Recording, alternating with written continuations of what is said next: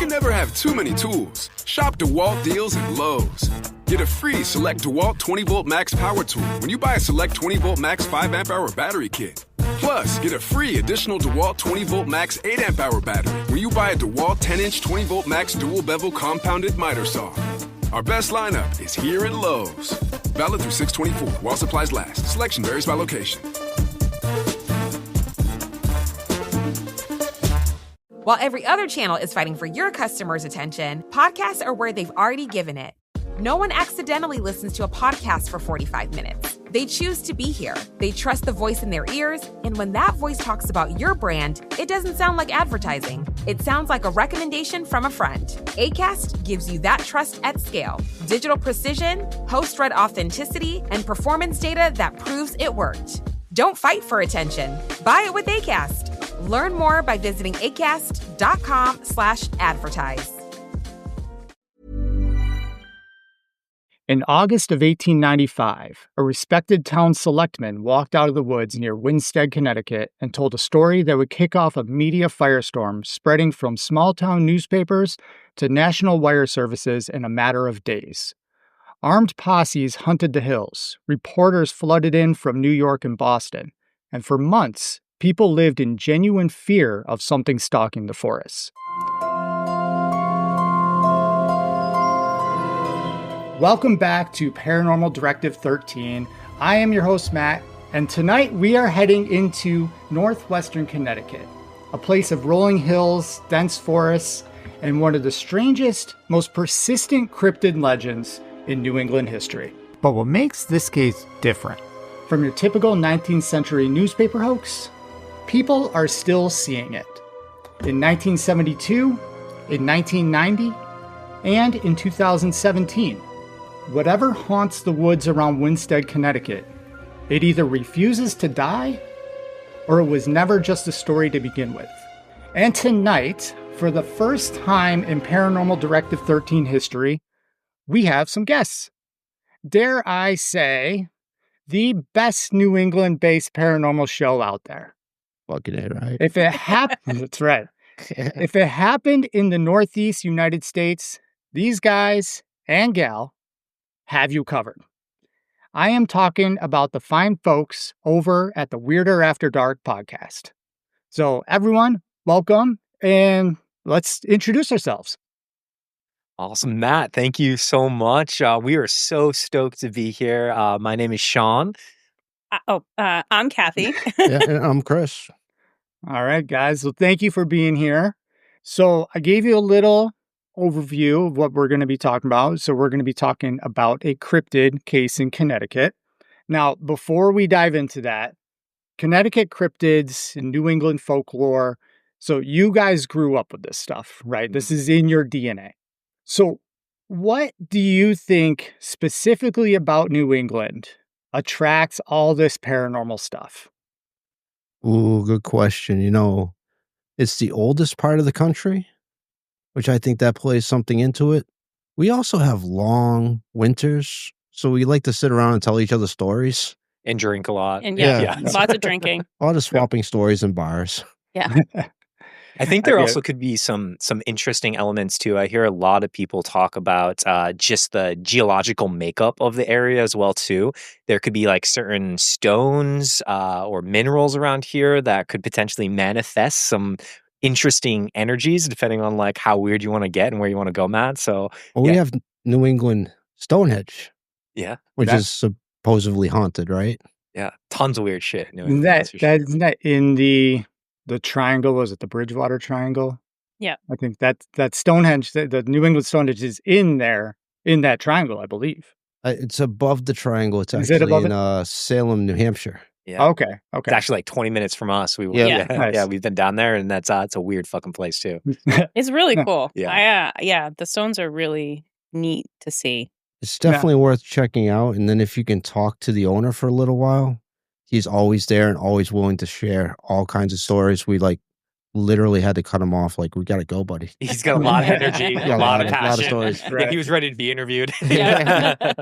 Now, fun fact, I actually got engaged in Salem, Massachusetts. Oh, Nice. Yeah. My buddy lives in Boston and he got married. We went out there and my wife's a big Hocus Pocus fan, so we had to go check out all the sites in Salem. Of course. And so we got engaged in the backyard of the big White House. I forget the character's name in the movie. But yeah, so it was fun. So if I'm ever visiting my buddy in Boston, I will have to hit you guys up. Absolutely. We will definitely meet up in Salem. Yes. That'd be so fun. Did you get engaged during spooky season in Salem? No, it was August. Yeah. Okay. All right. Disgustingly hot.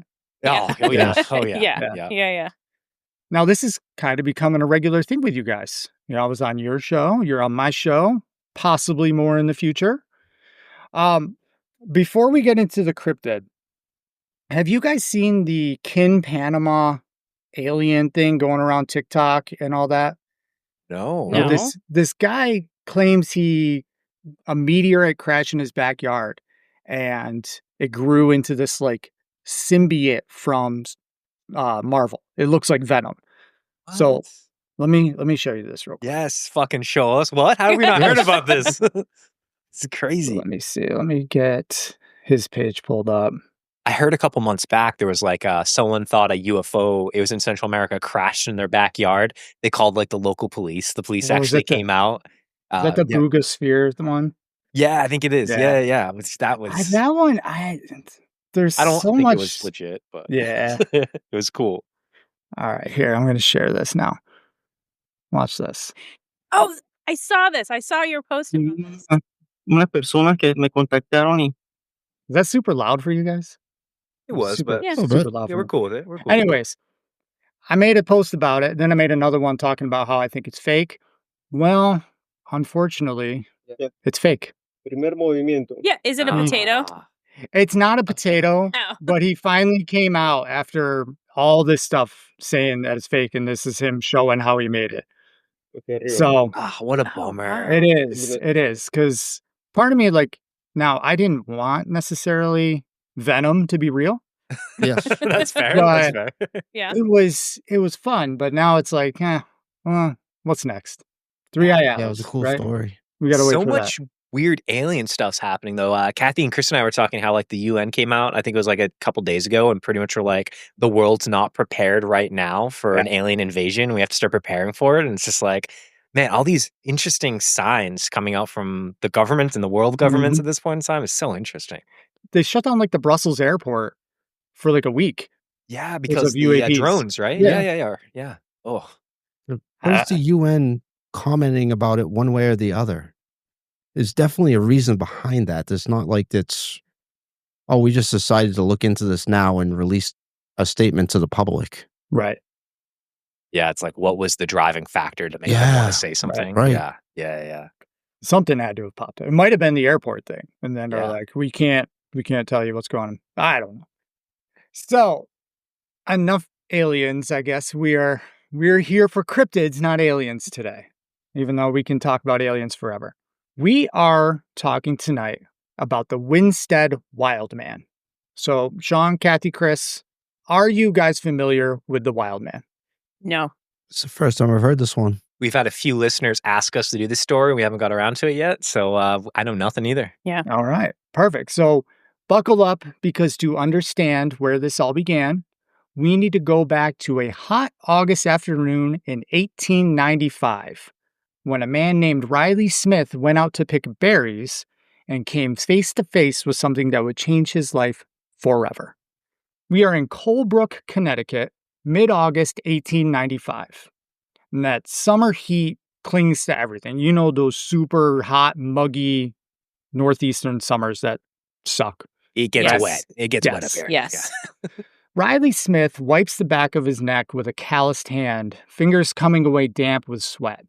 The late summer air is thick as wool and heavy with the green smell of brambles and overripe fruit. Cicadas drone in waves from the tree line, their rhythm broken only by the occasional snap of a twig under his boots. He spent the better part of an hour in the fields near the Lewis place, which is a local spot there they call the Lewis place, filling his basket with blackberries, fat, sun-warmed, that stain his fingers purple. I Okay. love the fucking imagery, Matt. This is I- so good. I was yeah. just sitting here thinking, Hey. I'm like, God, I'm in the woods right now. Hey, bring it to yeah, life. yeah. Also, how fucking wholesome that you're just like, what are you doing on your Saturday? You're gonna go pick some blackberries and blueberries. like, I want that simple life again. What the hell? It's honest work, quiet work, the kind that suits a man like Riley Smith. As a town selectman, he's known throughout Colebrook for his level head and steady hand. He doesn't spook easily, and he doesn't talk much either. When Riley Smith gives his word, people listen, and when he tells a story, they believe it. But right now, in this clearing, with the sun slanting low through the oaks and the shadows, Riley isn't thinking about reputation or respectability. He's just a man picking berries with his dog.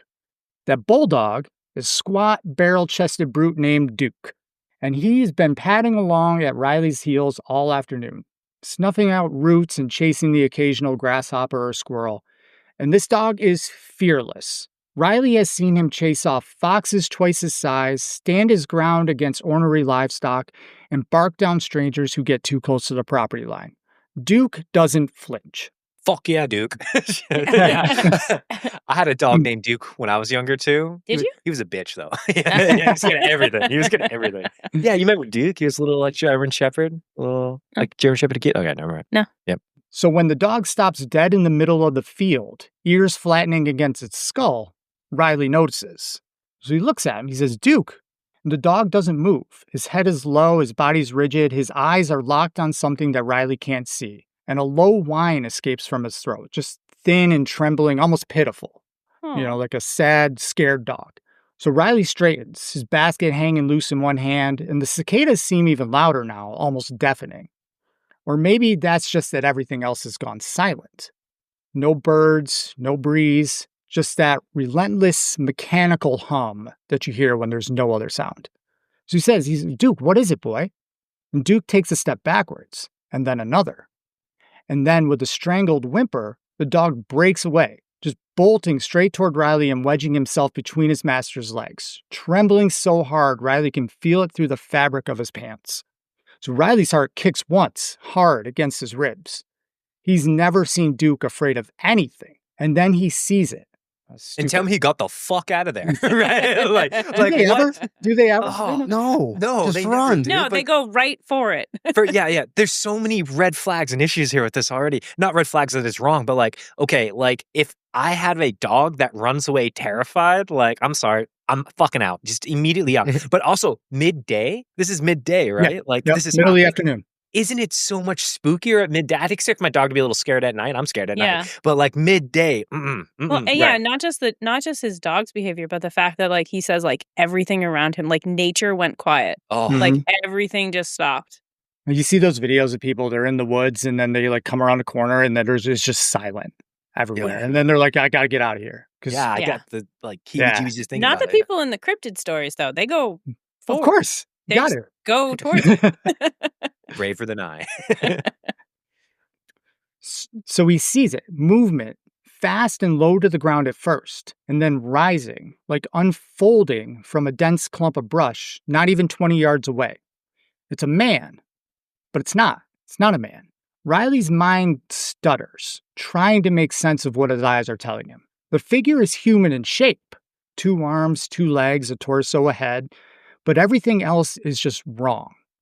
It is massive. It's easily as tall as Riley and twice as broad across the shoulders. Muscles that bunch and coil beneath the skin that isn't really skin at all.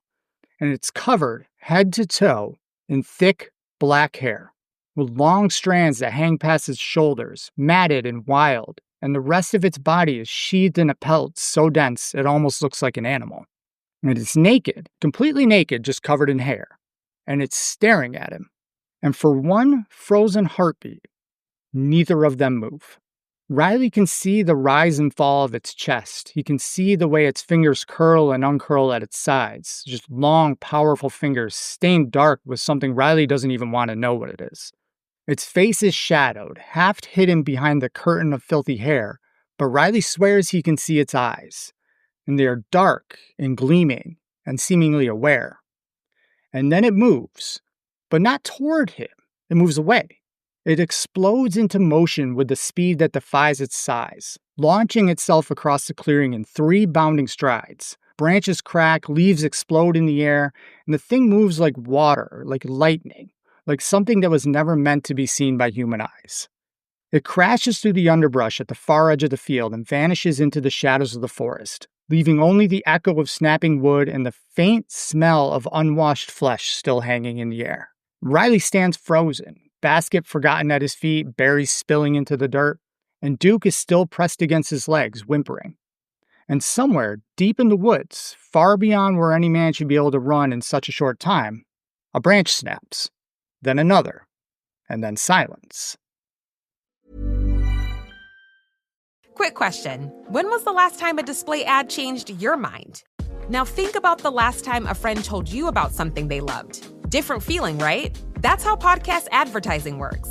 A host who's built real trust with their audience talks about your brand in their own words, in their own voice. It doesn't interrupt the experience. It's part of it. With Acast, you can access the world's largest podcast marketplace. Choose the right shows, the right audiences, the right format. Then watch the data tell you it worked. You're not buying impressions. You're buying influence. Learn more by visiting acast.com/advertise.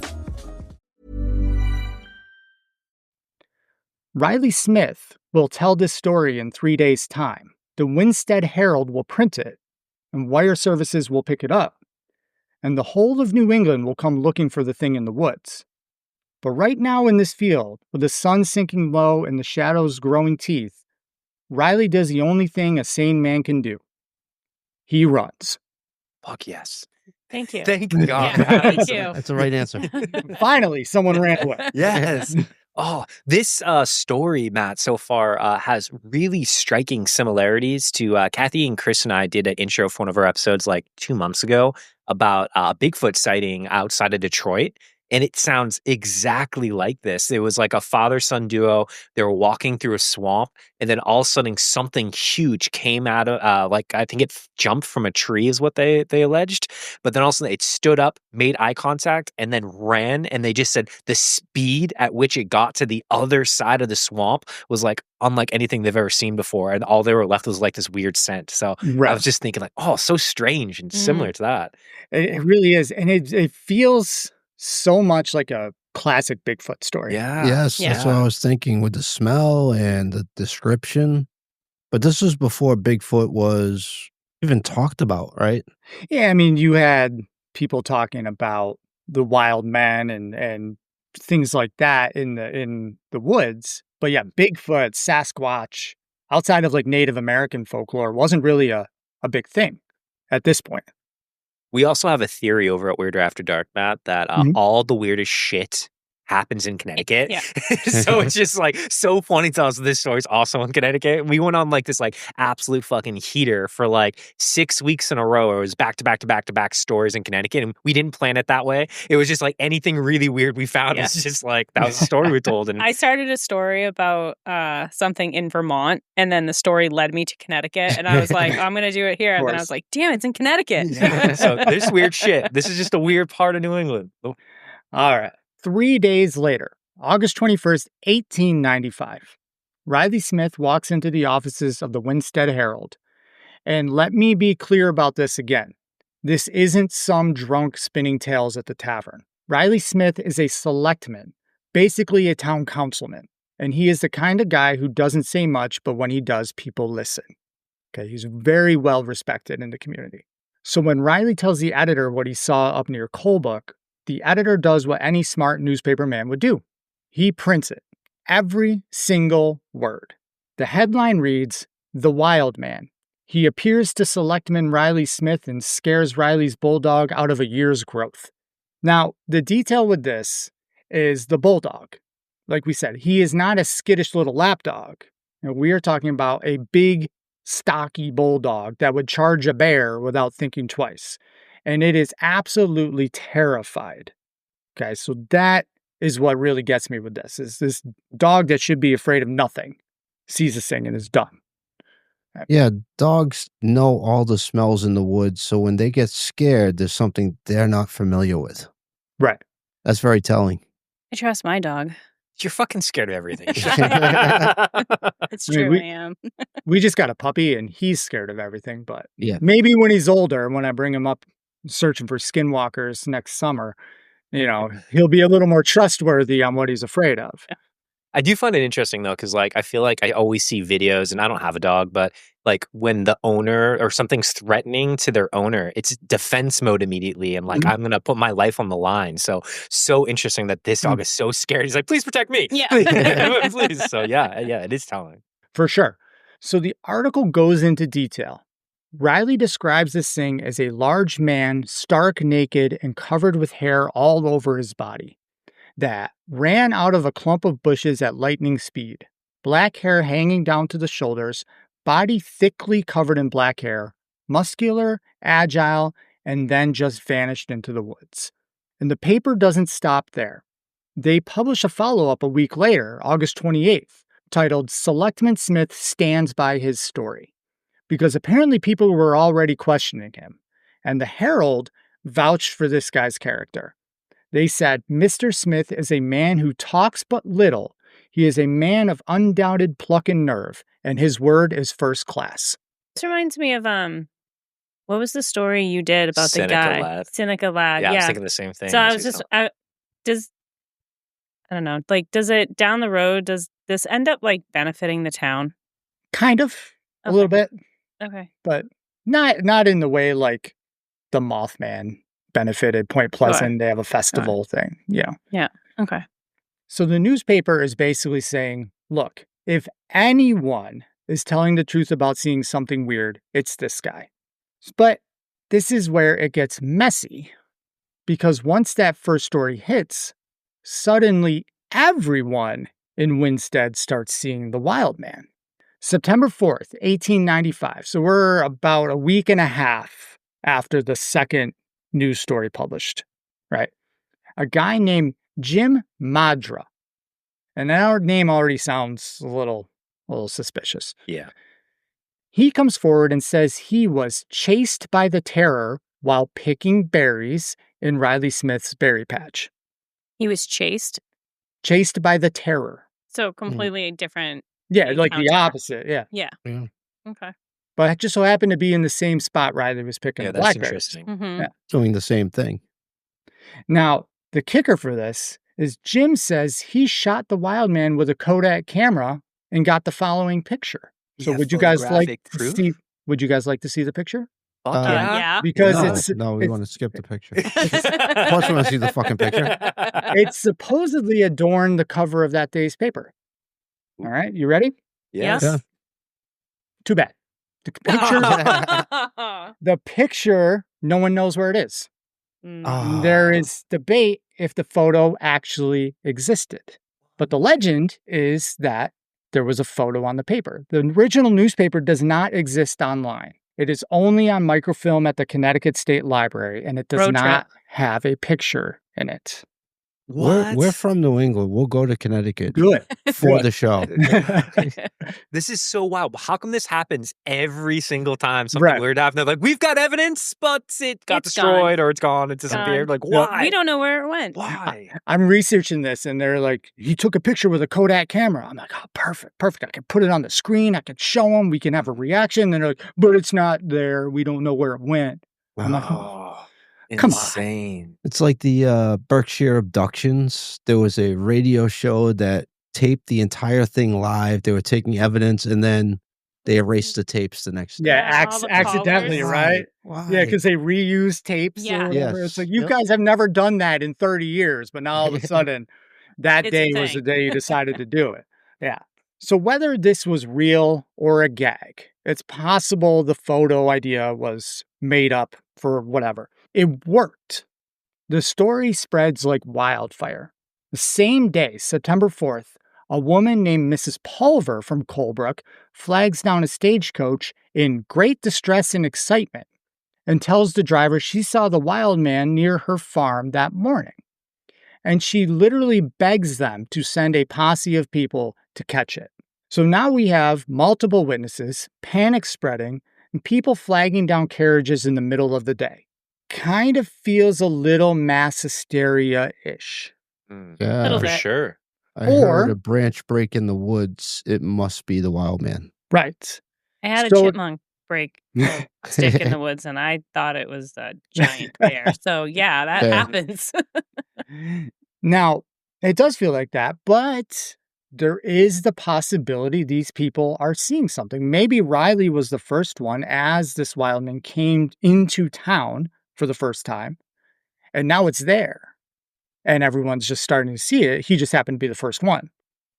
Yeah. Hey, as the witnesses stack up, how could it not feel more and more and more credible, right? Right. So, Right. yeah. It's hard to say. And it doesn't stop. The witnesses don't stop. A guy named George Hoskins claims the Wildman stole 2 hens from his hen house.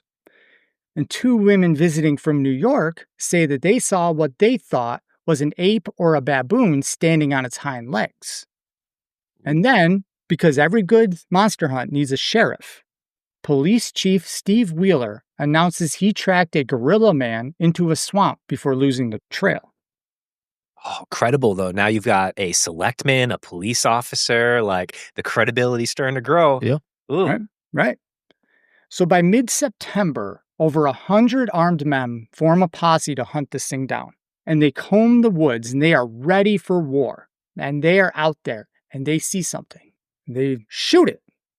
Of course. And they shoot a mule. Aw. Honestly, this is the best part of the 1890s, early 1900s. You just get your 90 or your good friends in the fucking woods, drunk with guns. And you're just like, Right. we're taking something down. I don't know what. People still do that today. It's like the stories, I saw a werewolf and I shot it, but when I got back, it had turned back into a regular man. Yeah. Like, no, we shot somebody. Oh my God. So they shot a mule. They claimed they thought it was the Wildman. And people disbanded pretty quick after that. I mean, what do you do in that situation? You know, it's like, Ah, fuck. we'll get him next time, guys. Another mule. Third one this week. Meanwhile, Farmer Jenkins is like, this is my last mule. Yeah. At least you didn't shoot Jim Bob in the ass. Right. So here is where the story takes a darker, more plausible turn. Because on that same day, September 4th, 1895, the Hartford Sunday Globe publishes a theory that actually makes sense. What if the Wildman isn't a monster at all? What if it's a man named Arthur Beckwith? Put a fucking name to it? I'm sorry. It's just Arthur. I'm assuming this is going to go somewhere along the line of this guy that used to live in the town and then went into the woods. Yeah, they didn't just name him that. It's just Arthur. I had to pause for dramatic effect. Yeah. No. Arthur Beckwith was the son of Nelson Beckwith, a former U.S. minister to France. Wealthy family, talented artist. By all accounts, Arthur was brilliant. He accumulated his own fortune, inherited another $500,000 from his father's estate. Now, this is 1895. $500,000 is a lot of money. But then something broke. There was a carriage accident on 7th Avenue in New York. After that, Arthur was never the same. He became suicidal, erratic. His family kept him under close watch at home for years. But eventually, in 1890, they had no choice. They sent him to the Litchfield Asylum. It's tragic, but the thing about Arthur is that he was an escape artist. And on September 10th, 1892, he escapes while playing pool. And escape artist is a strong word because he just walked out. He vanished. And 6 months later, they find him in Cuba. Well, What? Yeah. all right. Right? So that's a long way to go in Yeah, I 1895. guess it's just Cuba. like, all right. Cool. I'm like, Cuba. what? This is also the 1890s. Yeah, like, like, you right. need to go to Cuba. like 3 towns over. Rowboat? Like, So when they find him, he's living in a cave. He's wandering the countryside naked, and he's eating uncooked vegetables and fruit. He's living like, well, a wild man. Yeah. Yeah, this adds Right. up. So that's deeply unsettling and a terrible story for Arthur. You know, he got in a carriage accident, apparently must have had some sort of traumatic brain injury Right. yeah. or something, or PTSD or something that caused him to delve into depression and suicide and all, lose his mind, essentially. So they bring him back. and they return him to the Litchfield Sanitarium and then transfer him to Sanford Hall Insane Asylum in Flushing, New York. But in the spring of 1894, Arthur Beckwith escapes again. And this time, he's never found. Ooh. Sneaky motherfucker, too. Right. How did they find him in Cuba? That's a great question. I couldn't find that. I don't know. Especially in a cave in Cuba. In a cave in Random Cuba, guys yeah. naked in a cave in Cuba. Do you guys know anything about it? Right. I mean, his dad was a diplomat, though, so Yeah, maybe he had some true. pull, He had some some- money, Maybe. right? People are looking for In him. Cuba? Yeah, Oh, yeah. In the diplomat. 1800s? I don't know, man. I don't know. Well, yeah. who was Cuba? Cuba was Spanish control. Yes. And Yeah. he was his father was the minister to France, which is right next Okay, to So he knows So ministers yeah. from. Yeah, maybe Spain. he had connections and Yeah. they tracked him down somehow. Like they had people looking for him. I don't And he was a officially know. millionaire. Yeah. Okay. The aliens came back and gave him an iPhone and he turned on his location. Through Yes. Bigfoot's UFO portal. It is such a good point, though, because also in Connecticut, but Chris, when you did your story on Dark Entry Forest, right? Yes. Remember those people who kind of lost their mind and would go into the woods and would never be seen again? And we all kind of speculated, like, hey, in the 1800s, like, you can go 3 towns over, and if people aren't looking for you, you're never going to be seen Yeah. again, Yes. right? Like, it's a completely different time. So, Kathy, totally get where you're like, how the fuck do they find him in Right. Cuba? Well, I'm just thinking it's so far away. Like Yeah. going 3 towns over, that would make sense. Or even from like, I don't know, like New York to Connecticut, or Mm. at least Even if he was in geographically Florida. close. But Yeah. yeah, It's still part of the United but States. he's in Yeah. an island. Like, like He's worth $1 million, though. People are looking for him. Probably. Yeah. Yeah, probably. True. In the spring of 1894, Arthur Beckwith escapes again, and this time he's never found, right? Now remember, Riley Smith saw the wild man in 1895, not very long after. It's just 1 year before he saw him. So could it have been Arthur out in the woods? It absolutely could have. The timeline fits, the location fits, the description, a man naked, covered in hair because he's living rough in the wilderness for over a year, it fits. It does. Yeah. Yeah. It's perfect almost. But here's the problem with Arthur. Nobody ever confirms it. There's no record of Arthur Beckwith being recaptured in 1895 or later. He just disappears from history. Off the map permanently after that, huh? Gone. Okay. It's gone. I was gonna say, it makes you think too, though. He was struggling with some mental illness. It sounded like depression, suicidal thoughts. So it's like, ooh, he could be the wild man, or was there a sadder outcome too? Like, I don't know. Or the fact Right. that he was naked in Cuba living in a cave makes me think it's more than just depression. He's got some more serious psychological issues going on there. And I don't know. You snatch me off the beach. I want to go back. Maybe. Yeah. Who knows? I'd He wanna- wasn't on the beach, he was in the cave. That's- Was Riley Smith's wild man an escaped mental patient living feral in the Connecticut woods, or was it something else entirely? Whether the wild man was Arthur Beckwith, a hairy hermit, or something stranger, one thing is for sure. The story caught fire. By early September, the Winsted Wildman isn't just a local legend. It is a national story. The New York Herald picks it up. Papers in Boston and Philadelphia and even the South start running wire service reports. Wildman still at large. Terror in Connecticut hills. Posse hunts beast man. Classic 1800s journalism.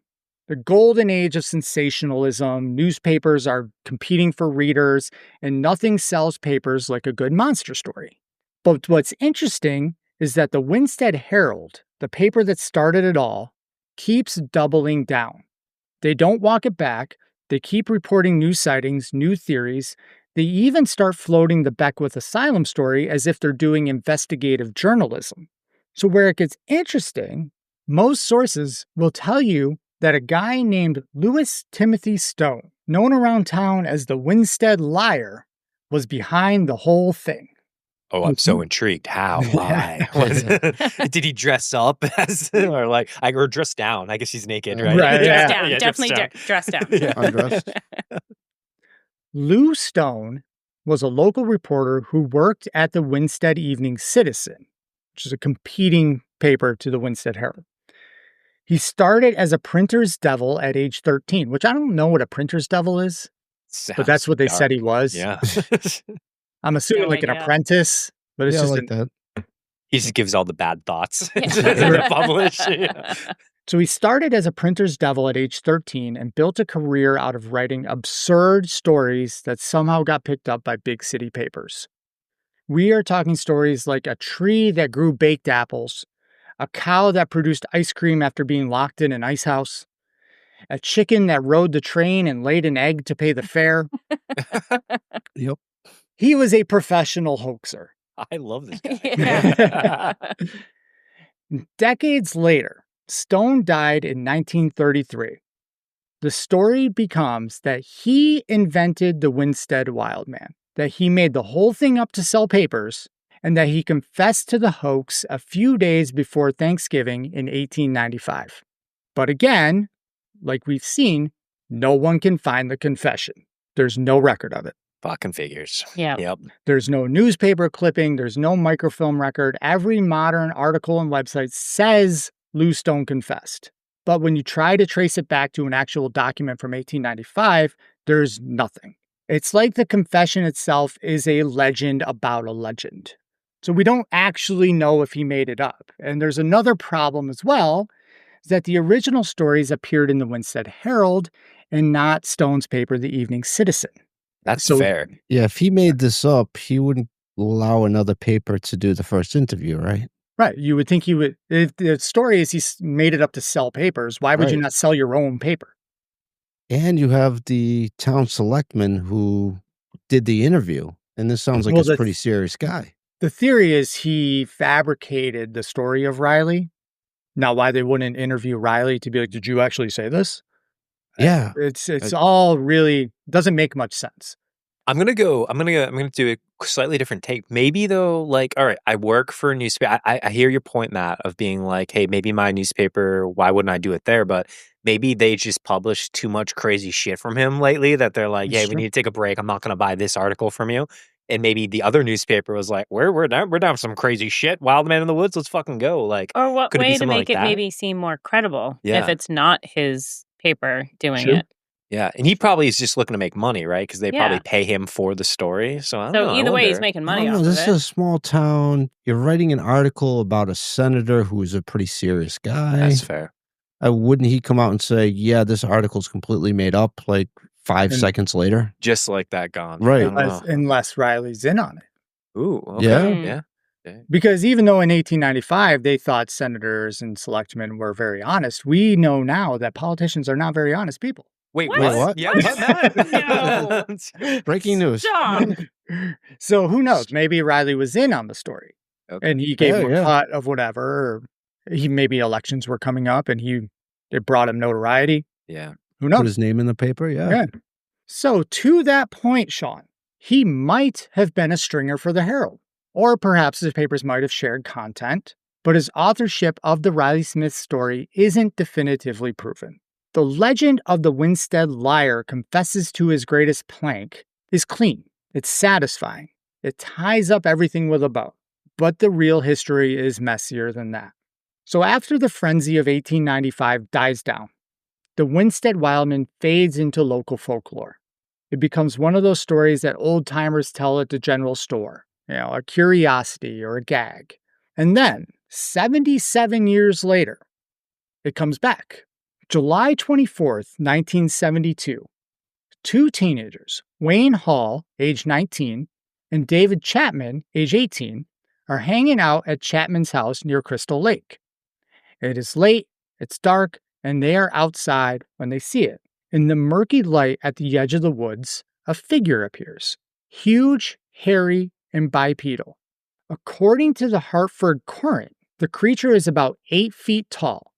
It walks into a neighbor's barn, and the two teens just watch it for 45 minutes as it roams around inside before disappearing back into the forest. That is a 5 long minutes, yeah. time. That is a Right. crazy long sighting.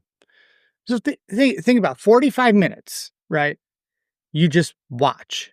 You don't run. You don't call the cops. It's the 70s now, okay? So we have phones and things. You don't call the police. When people suggest that they saw a bear, they insist it was no bear. And they are adamant that it was walking upright like a person. Yeah, 8 feet tall too. Yeah. Right. I mean, I could imagine a large bear standing on its hind legs being 8 feet. Sure. Yeah. Sure. Right. But it's not going to stand on its hind legs for 45 minutes. Right. Have you been to Clark's Trading Post? I mean, those bears stand for all they play day. basketball. Yeah. Now, 2 years later, on September 27th, 1974, two couples are parked by the Rug Brook Reservoir at night. And suddenly, they see a 6-foot-tall, 300-pound creature covered in dark hair moving near the water in the moonlight. These people are smart. They panic and they flee and they call the police. About time. My people. Officer George Corso responds. He takes one of the witnesses back to the site, and the kid insists they keep the patrol car doors locked and the windows shut. He is terrified. Yeah. And the witness claims to see the creature again while they're sitting there, but Corso can't see it. So one person sees it, but the cop doesn't. And what makes these 1970s sightings significant is they happen right in the middle of the Bigfoot craze. The Patterson-Gimlin film came out in 1967. The In Search of TV series is on Bigfoot TV everywhere. So the question is, are these people seeing the same thing Riley Smith saw in 1895? Or are they seeing a culturally updated version of the legend, where a hairy man becomes an 8-foot ape monster because that's what monsters looked like in the 1970s? Yeah, it's a good question. And it was 70 plus years later, too. So, I mean, who knows how long a Bigfoot can live, but I feel like it'd have to be something different, right? Like 70 plus years? That's Summer 1990, Suckerbrook Road, about 2 miles southwest of Winsted. 3 people are walking near a bridge when they see something that stops them cold. Under the bridge, moving fast but gracefully among large stones and brush, is a large, massive figure.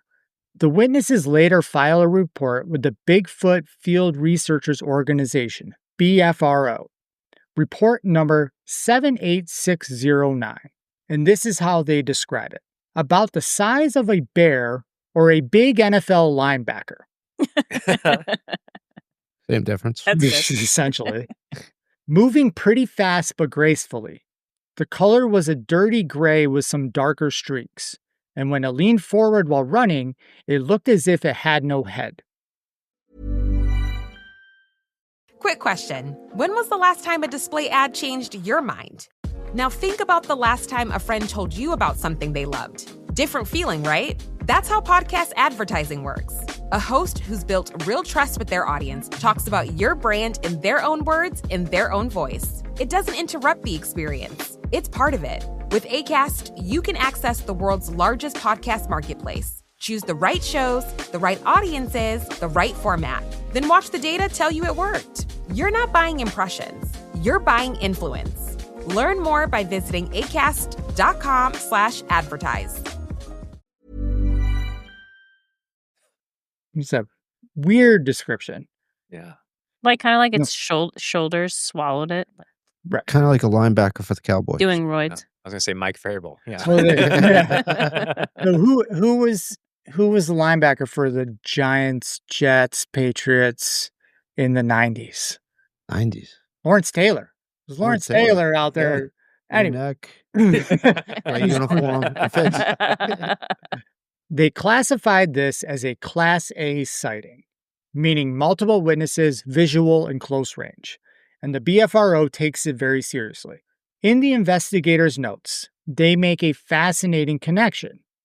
They explicitly link this 1990 sighting to the 1895 story of the Winsted Wildman, noting that the stories were reported in the New York Herald on August 25th, 1895. So the BFRO is basically saying this isn't new, this thing's been here for 100 years. And they're not done. The BFRO database for Litchfield County, Connecticut lists 27 total reports. Not all of them from Winsted, but several are close by. Okay. So we'll run through a couple of those highlights. Please do. November 1968 in South Kent. A 9-year-old sees a 9-foot-tall, lanky creature with glowing yellow eyes walk through his family's farmyard. Now, you got to take childhood sightings with a grain of salt. Sure. Right. A lot of imagination. Yep. Right. Yep. My daughter tells me that the moon at nighttime is not the real moon, but that the one that you see in the morning when the sun is up is the real moon. She might have a future. She might be right. November 1987 in Bakersville. 2 joggers hear a blood-curdling scream that descends into a broken cackle, and they feel like they're being stalked. August 1995, Roraback Wildlife Management Area. A fisherman hears unusual late-night vocalizations. Summer 2008, Macedonia Brook State Park. 2 children hear heavy bipedal footsteps approaching them in deep woods on 2 consecutive days. It's creepy. How do you tell bipedal though? Like how do you make that out? Would you be able to tell Especially that? as a kid. Somebody's walking behind you. You know somebody's walking behind you. But you could tell whether it had 4 legs or 2 bipedal, legs? yeah. Yeah? You think so? I think if you heard them side by side, like if you heard it, Yeah. thinking about it, it's hard to think. Yeah. But I think if you heard it, you would know. Well, yeah, like think about like the sound like when you hear your dog running across your yard. Like it has like a rhythmic Sure. pattern Yeah, to it. yeah. But I was just thinking, like, if it's walking slow, though, like, could you pick it up if each Have you side ever of its legs well, are moving at the same Yeah, time? have you ever heard of like a horse walking slow? Like you can hear like the clunk, clunk, clunk. Like it's, Yeah. Yeah, but they got It is a hooves. different. Yeah. True. yeah, but I mean, Maybe the wild man I has don't know. hooves. Maybe he does have a very different cadence, right? Yeah, yeah. The one thing, those two of those stories, Matt, was the weird screaming sounds. Like, we hear that stuff all the time The here wood in New devil England. story. Yeah, especially though, like with having fisher cats. Have you ever heard a fisher cat scream at night? No. Oh, it Terrifying. sounds like a woman screaming at the Yeah. top of her lungs. It's terrifying. And, it's so That's terrifying. bad. Yeah. That's loud. July 2010 in Canaan. I don't know how to pronounce that. Canaan? Canaan? Yeah. Canaan? Yeah, Canaan. Canaan. All right, so let's do it. July 2010 in Canaan, because I am an expert in pronunciation of towns. A security guard hears a loud female-sounding scream and later finds 18-inch tracks. So, 18-inch. Tell me you took samples. of course not. Of course not. No. Why I would take you? pictures. I didn't. Yeah. So what was it you were talking about? That sounds like a woman screaming?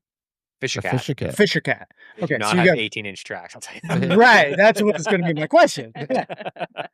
May 2014 in Bridgewater, a witness sees a large, dark coffee-colored bipedal animal chasing a deer across the field in broad daylight.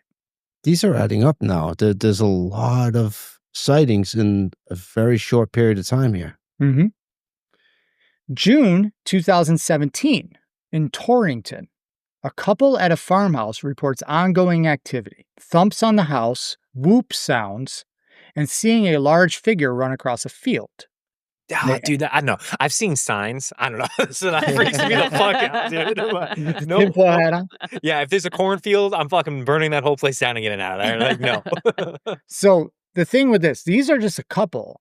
There's 27 of these, Yikes. right? These are just a couple highlights. So this isn't ancient history anymore. This is recent. Like the last one is within the past decade, 2017. That was only 8 years ago. So either Northwestern Connecticut has a serious Bigfoot problem, or what? People are batshit crazy. Connecticut's weird. People really want to believe the legend. Cultural memory influencing what they think they're seeing. You either have Arthur Beckwith, who's been living in the woods for over 100 years. Yep, that one's out. Right? A wild man, which to me, a wild man back in the 1800s is the description for a Bigfoot. Yes. Right? So this one, to me, feels like it's just leaning towards this is a Bigfoot story, like through and through. So what is the Winsted Wildman? And we're going to break down the theories. Theory 1, Lou Stone's hoax. The mainstream explanation is that Lou Stone, a professional tall tale teller, invents the story in 1895 to boost newspaper sales and it works too well. It spirals out of control, and decades later, people retell the legend as if it were real. Modern sightings are just copycats or misidentifications filtered through the lens of an old hoax. Problem with this theory is that there's no proof Stone wrote the original Riley Smith story, and it doesn't explain why the sightings kept happening for over a century.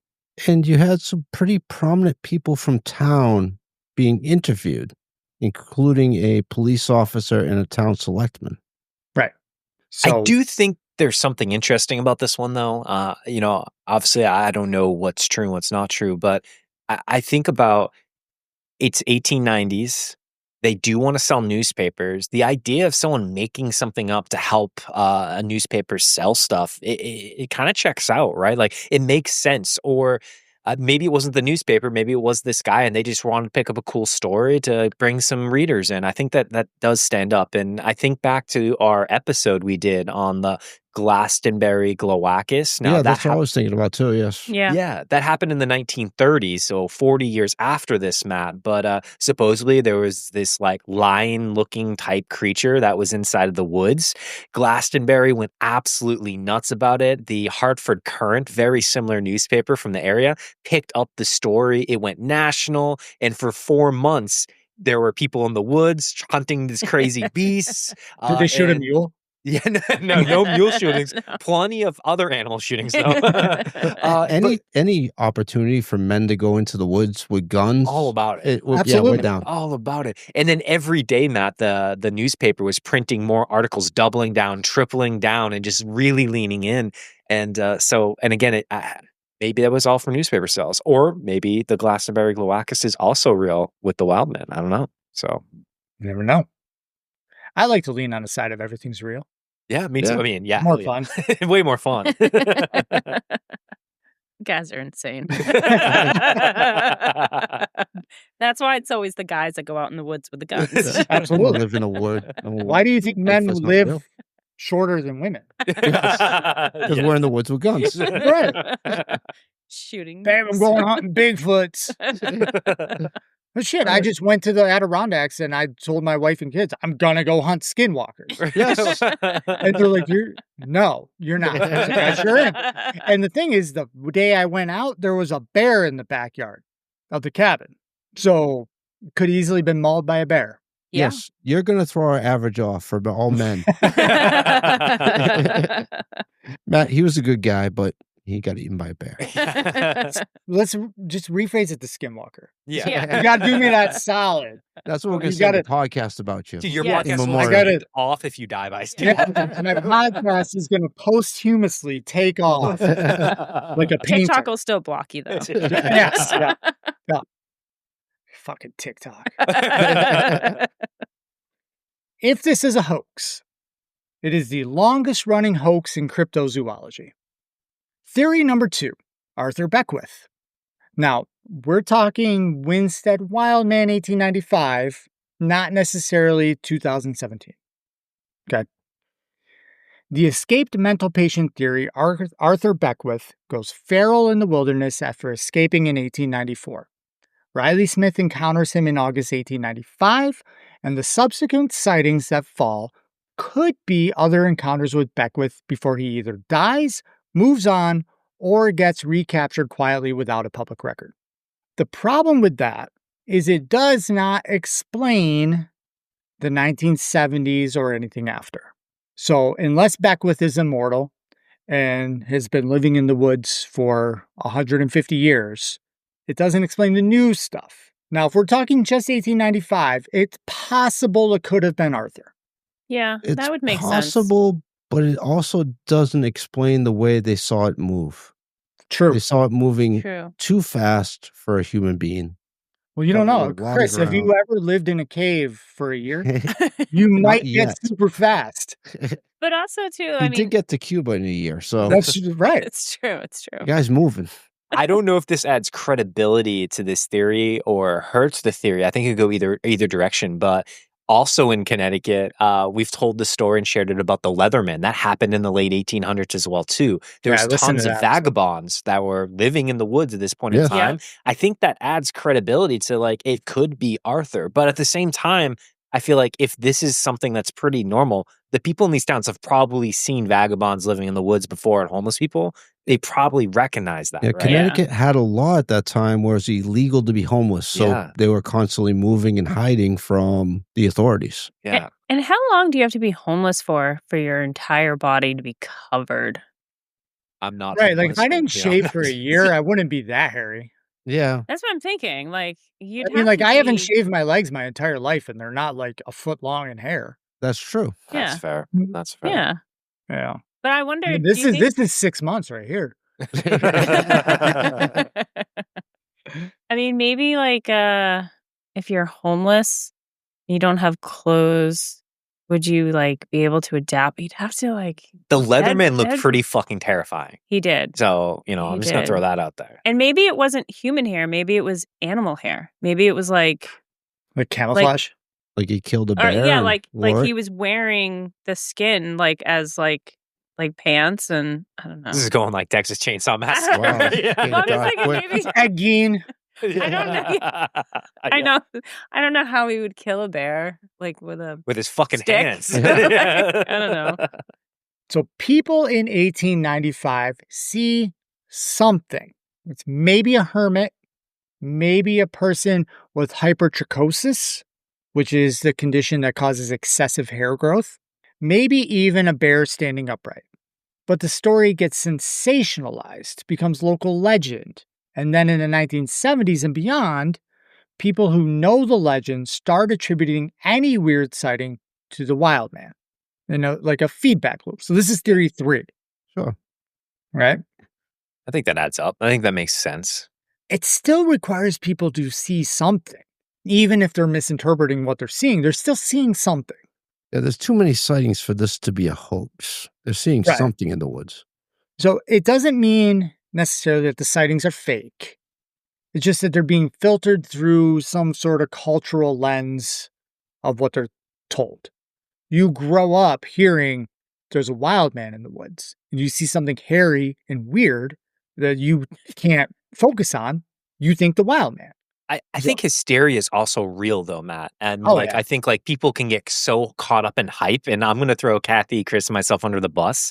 But when that the UFO UAP stuff was happening down in New Jersey over this past summer or spring, whatever it was, the three of us were driving in a car and we were just joking like, "Oh, we're gonna go out. Maybe we'll see a UAP tonight, right?" We're driving in the car, going out to dinner, and then all of a sudden we look out to the left side of the window and we see something in the sky, and like I don't know how we got caught up in this moment, but one of us is just like, "Oh my god, I think it's a UAP," and then we all start freaking out. And we're like, "Wait, what is that?" I was like, "Oh my god, get your camera out! What is it?" And I literally get my camera and I'm looking, and then all of a sudden we all go, "That's just a fucking airplane." We're right next to the airport. Yeah.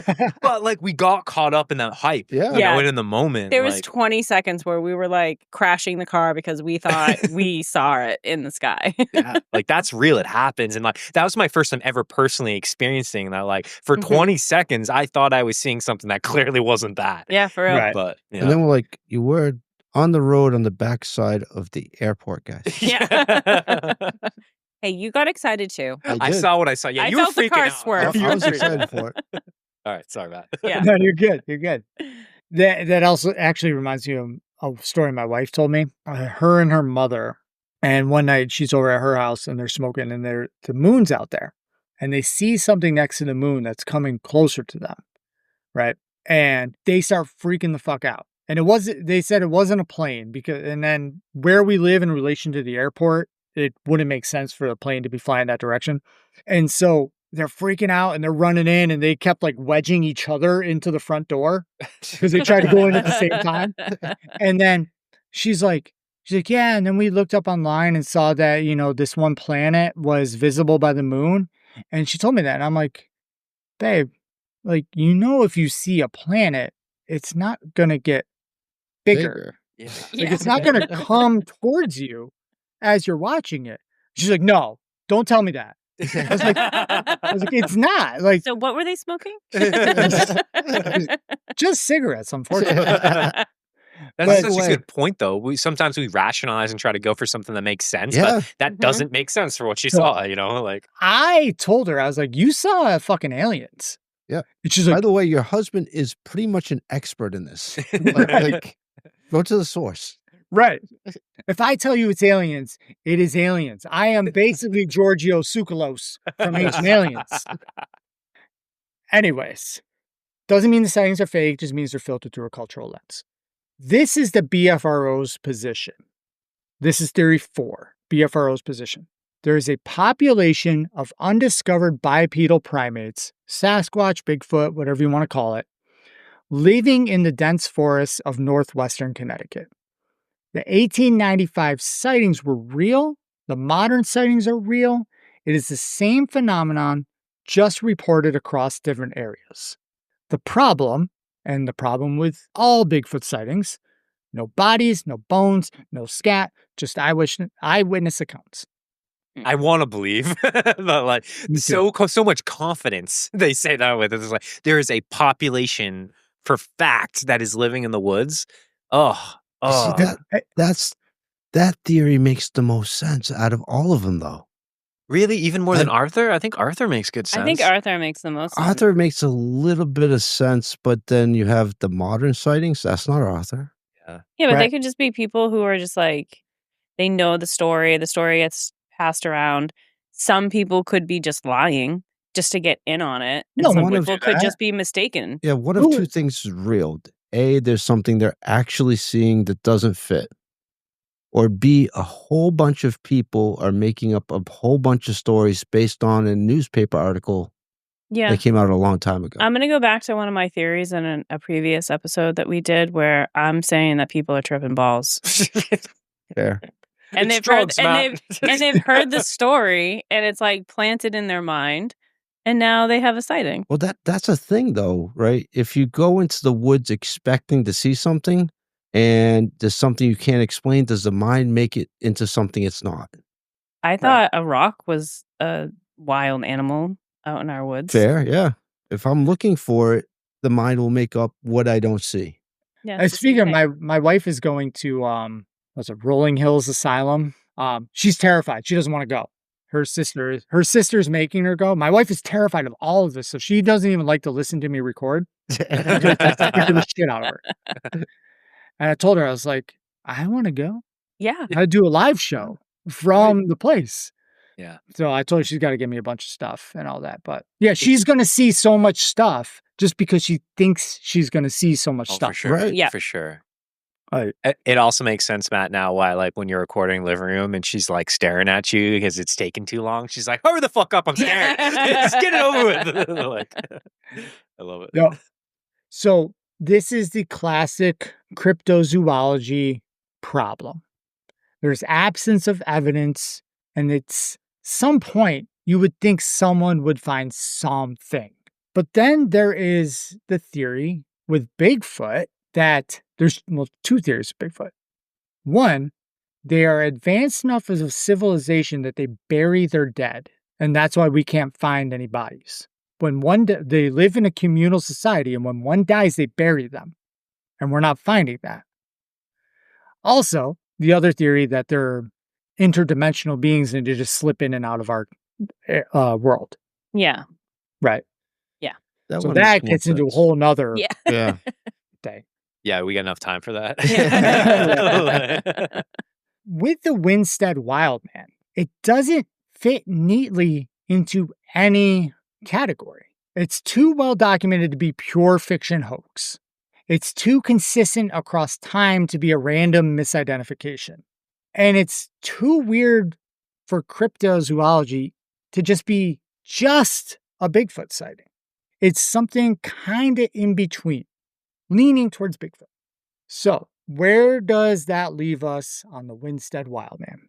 In 1895, a respected town official saw something in the woods near Colebrook, Connecticut that scared him badly enough to report it to the local paper.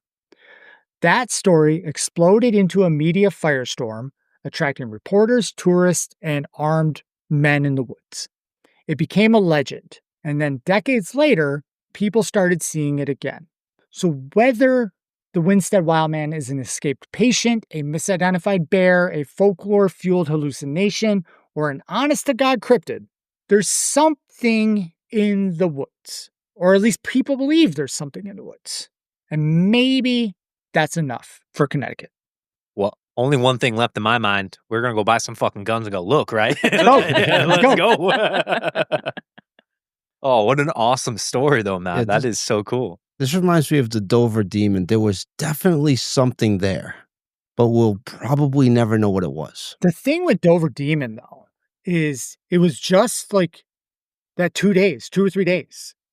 There's not new ones. There's not ones before it. It was just those 3 days. Or I think it was even only 2 days. Yeah, 2-3 days. Yeah. So that's the thing with Dover Demon. Like, if they kept seeing it now, then I'd be like, I don't know. But like, yeah, it almost leads credence to it that it only happened for 2 days. Right.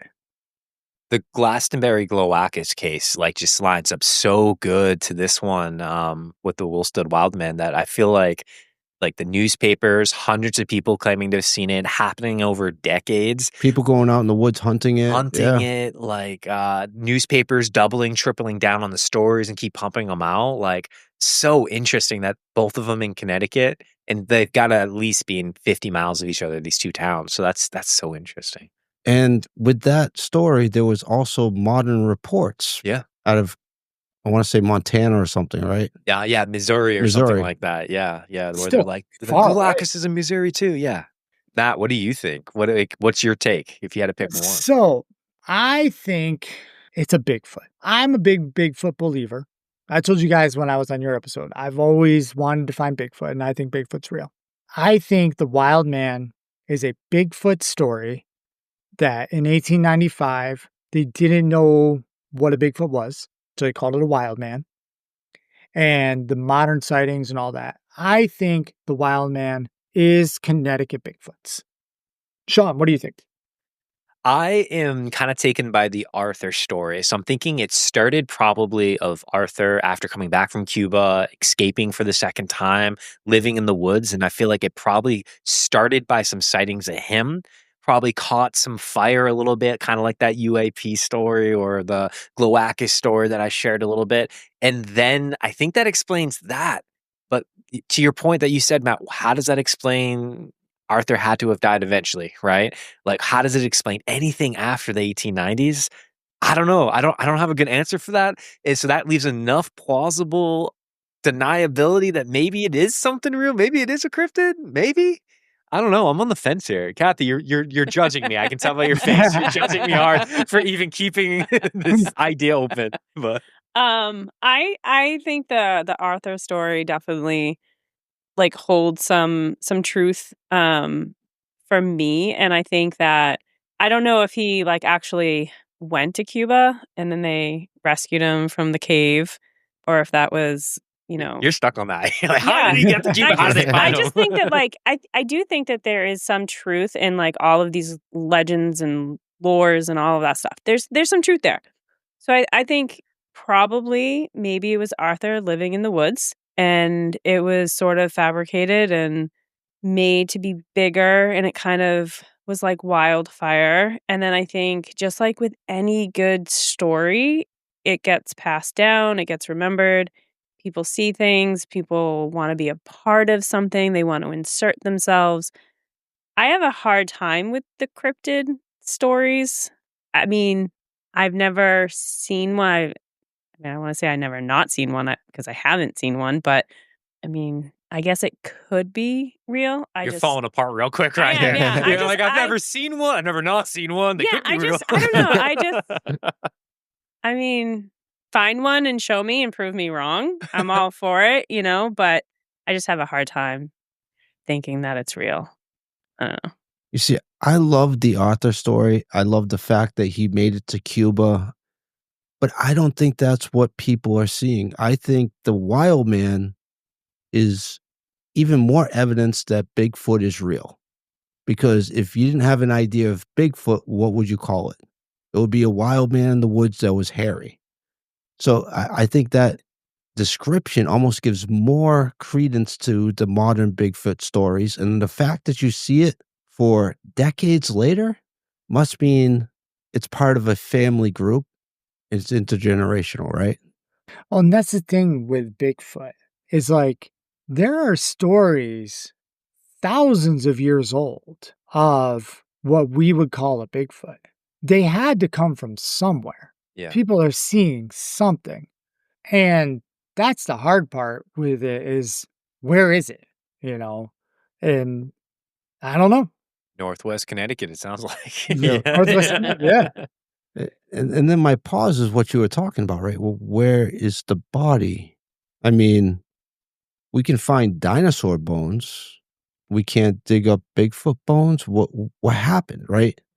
And that's the part that throws me off. And I'm back to this is a hoax or these are misidentifications. I go back and forth. We probably don't have enough time for this today or to dig much deeper, but there actually is a pretty interesting, I don't know how fully credible it is, but history in the United States of archaeologists and people out there finding bones of large-looking individuals, Giants, even in New England, yes. giants and stuff of In that. Connecticut, so yes. maybe that is Bigfoot bones, if it's real. There's even like conspiracy theories that like all the bones that get dug up of people who are 7+ feet tall get sent to like some national museum and then they just go missing. Yes. Yeah. So there's lots of documentation that the Smithsonian went around and bought all these bones and now they are just not displayed.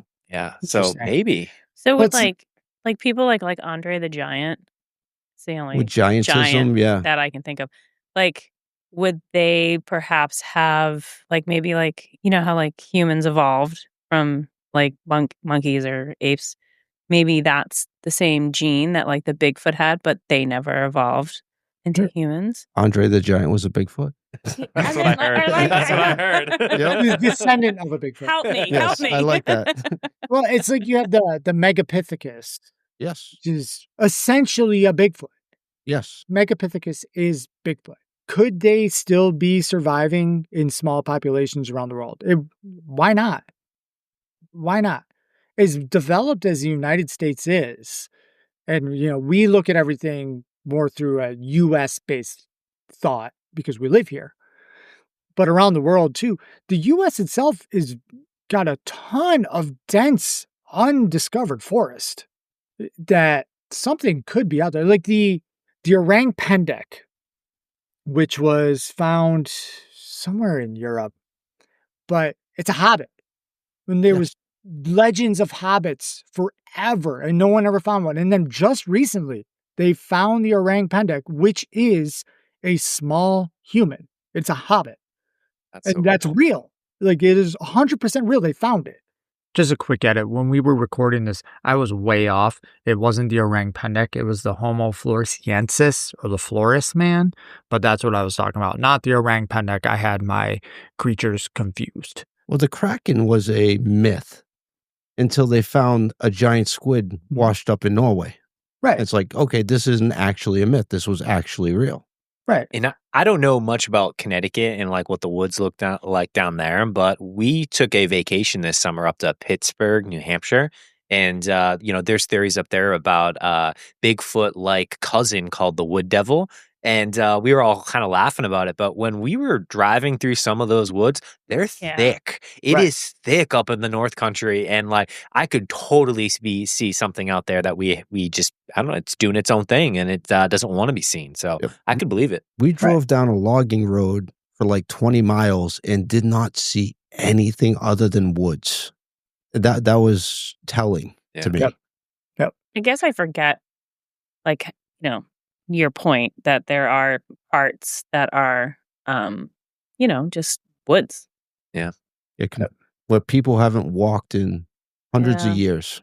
I mean, I guess I believe in aliens, and I've never seen an alien. I don't know why Bigfoot would be any different. That I know. Yeah. Matt, you have something to tell us? All right, guys. So we have Bigfoot believer. We have Arthur, people seeing something weird. We have possibly Bigfoot. I'm not really sure. Could be something. And then we have, I don't know if cryptids are real or not. Yeah. Okay. I mean, I guess that kind of leaves us with the Winsted Wildman. It's a weird cryptid story from your guys' neck of the woods, and there's still sightings today. So if you're in Connecticut and you see the Wildman, be the first one to take a fucking picture. And not lose it, delete it. Yeah. You know. And then email that shit to us. Yes. We'll break it for you. Yes. Don't send it to the newspaper. All right, guys. Well, thank you so much for being here tonight. I appreciate you being on here. I loved my time being with you guys on your episode, and can't thank you enough for being here. Tell everyone where we can find you. Sean, I'm going to let you plug it. Go ahead. Well, Matt, thanks again so much. I know we had such a blast, A, having you on our podcast, and B, having this opportunity to come on here and hear your amazing storytelling. So thank you so much for the invite. And we're not just gassing you up, man. You truly are like a majestic storyteller. So super honored to be here. But to everyone listening, you can go ahead. You can actually find our podcast on anywhere you can get your podcasts, whether that's Apple Podcast or Spotify. And the name of it is Weirder After Dark. You can also find us on Instagram, Facebook, and Reddit. And feel free to reach out. We are really focusing on anything weird, strange happening in New England. So if you like ghosts, if you like witches, if you like cryptids, aliens, or even out-of-place artifacts and strange history that's actually true, that's what we're spending our time doing. We drop a new episode every Tuesday. Would love to have you come listen. Yeah. Awesome. Yeah, guys, go check them out. Go listen. I listen to their episodes every week, so you should too. If you guys liked this episode, please go give a rating to the show. 5 stars preferably, because a human would give 5 stars. A wild man would not. So if you're a human or an alien, because aliens like this show too, give 5 stars. Guys, for Paranormal Directive 13, check out the social medias, YouTube, Instagram, TikTok, all at Paranormal Directive 13, even though TikTok hates me and they ban everything that I post. Still check them out. And until next time, make sure to check out Weirder After Dark. Make sure to listen to next week's episode. And remember, if you're ever driving through northwestern Connecticut, maybe taking Route 44 through the hills, and you see something move at the edge of the tree line, something that doesn't quite move like a person, but it doesn't move like an animal either, maybe pull over, maybe take a picture, maybe file a report. Maybe you saw the immortal Arthur Beckwith. All right. I love it. That was so good.